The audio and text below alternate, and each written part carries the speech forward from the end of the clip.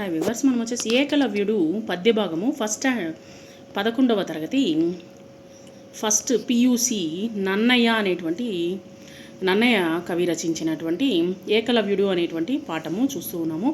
Karnataka government Telugu medium చూస్తూ ఉన్నాము.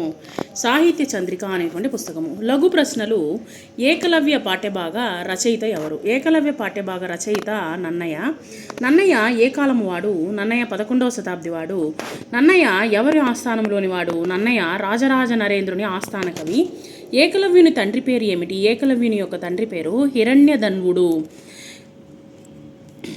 ఏకలవ్యుడు ఎవరిని మట్టి బొమ్మను పెట్టి పూజించాడు?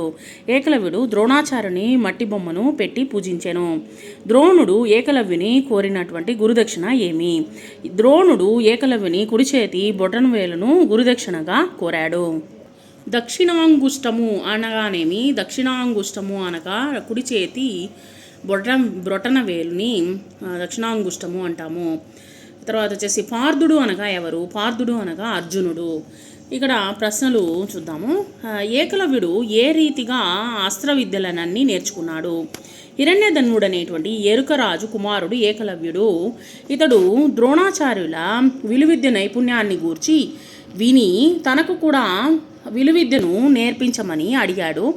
ఆనాటి పద్ధతులను బట్టి ఎరుకవాడైనటువంటి ఏకలవ్యుని విలువిద్య నేర్పుటకు ద్రోణుడు అంగీకరించలేదు. ఏకలవ్యుడు మట్టితో చేసినటువంటి ద్రోణాచార్యుని యొక్క విగ్రహాన్ని అతి భక్తితో పూజిస్తూ విలువిద్యలోని రహస్యాలన్నీ క్షుణ్ణముగా నేర్చుకున్నాడు.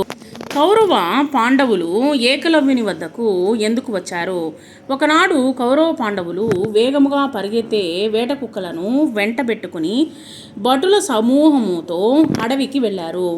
ఒక భటుని కుక్క దారి తప్పి ఏకలవ్యుని చోటికి వెళ్ళి మొరగడం మొదలుపెట్టింది. ఆ శబ్దాలు భరించలేక ఏకలవ్యుడు దాని ముఖముతో నాటలుకునేటట్టుగా 7 బాణాలు వేశాడు. ఆ కుక్క అలాగే కౌరవ పాండవులు ఉన్నటువంటి చోటుకు వెళ్ళింది. ఈ విచిత్రాన్ని చూసి ఆశ్చర్యపోయే చకితులై చూస్తుంటే ఏకలవ్యుడు వారి కంటపడ్డాడు. ఏకలవ్యుడు కౌరవ పాండవులకు తనను గూర్చి ఏమని చెప్పాడు? పదను పెట్టినటువంటి బాణాన్ని చేతబట్టుకున్నాడు. దిట్టమైన పొడవైన మురికి పట్టినటువంటి నల్లని దేహము కలవాడు, జింక చర్మాన్ని వస్త్రంగా ధరించినవాడు, ఎరుకవాడైనటువంటి ఆ ఏకలవ్యుని చూసి ఆ రాజకుమారులందరూ మిక్కిలి అసూయతో కూడిన వారై అతని ముఖం చూడలేక ఒకరి ముఖం ఒకరు చూచుకుంటూ ఉండిపోయారు. ఆ కుమారులు అతని నేర్పరితనాన్ని మెచ్చి నీవు ఎవడవు, ఎవరి వద్ద విలువిద్య నేర్చుకున్నావు అని అడగగా ఏకలవ్యుడు బదులిచ్చాడు ఈ విధంగా: నేను హిరణ్యధన్వుడనేబడేటువంటి ఎరుకరాజు యొక్క కుమారుడను, ద్రోణాచార్యుల యొక్క శిష్యుణ్ణి, ఏ దోషము లేనివాణ్ణి అని బదులిచ్చాడు. అర్జునుడు ద్రోణాచార్యునితో ఏమన్నాడు? అర్జునుడు ఒంటరిగా ఉన్నటువంటి ద్రోణాచార్యునితో, ఆచార్య, విలువిద్యలో నీకంటే అధికులు లేనట్లుగా నేర్పుతానని ఇది వరకు నాతో చెప్పారు. ఇప్పుడు నాకే కాదు, ఈ ముల్లోకాల కంటే అధికుడైనటువంటి ఒక ఎరుకను చూచాను. మరి మీరెందుకు అబద్ధాలాడారు? అతడు విలువిద్య మీకంటే నాకంటే అధికుడు, మహాబలవంతుడు. అతడు మీకు ప్రియ శిష్యుడు కదా అని అర్జునుడు ద్రోణాచార్యునితో పలికాడు. సందర్భాలు. అస్త్ర విద్య రహస్యంబులర్ది బడిసే. కవి పరిచయము. ఈ వాక్యము నన్నయ్య భట్టు రాసినటువంటి మహాభారతంలోని ఆది పర్వము నుంచి గ్రహించబడింది. ఆధారంగా తీసుకోబడినటువంటి సాహిత్య చంద్రిక అనేటువంటి పాఠ్య పుస్తకంలోనిది, అంటే పియూసి 11th స్టాండర్డ్ది. ద్రోణాచార్యుడు ఇక్కడ సందర్భం వచ్చేసి ద్రోణాచార్యుడు కౌరవ పాండవులకు అస్త్ర విద్యలను నేర్పుతున్నటువంటి కాలములో నిషాద రాజకుమారుడైనటువంటి ఏకలవ్యుడు కూడా ఆ ద్రోణాచార్యుని యొక్క వద్దే ఎలాగైనా ధనుర్విద్యలోని రహస్యాలను నైపుణ్యాలను అడిగి నేర్చుకోవాలని కోరికతో ఆయన వద్దకు వచ్చినటువంటి సందర్భంలోనిది. అప్పుడు భావము బాణ విద్య లేదా అస్త్ర విద్యను సంబంధించినటువంటి రహస్యాలను గురువును ప్రార్థించి పొందాలని అని భావము. దీని యొక్క భావము అతడు మీకు ప్రియ శిష్యుడేయట్టే.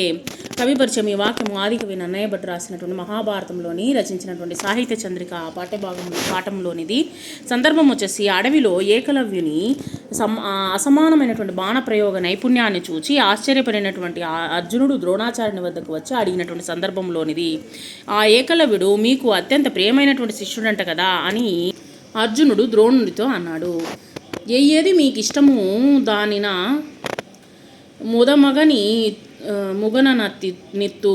కవి పరిచయము. ఈ వాక్యము ఆదికవి నన్నయ్య భట్టు గారు రచించినటువంటి శ్రీమదాంధ్ర మహాభారతంలోని ఆదిపర్వము నుండి గ్రహించబడింది. సందర్భము ద్రోణాచార్యుడు ఏకలవ్యుని వద్దకు వచ్చి గురుదక్షిణ ఇవ్వమని కోరినప్పుడు ఏకలవ్యుడు ఎంతో వినయంతో సంతోషంతో గురువుతో పలికినటువంటి పలుకులు ఇవి.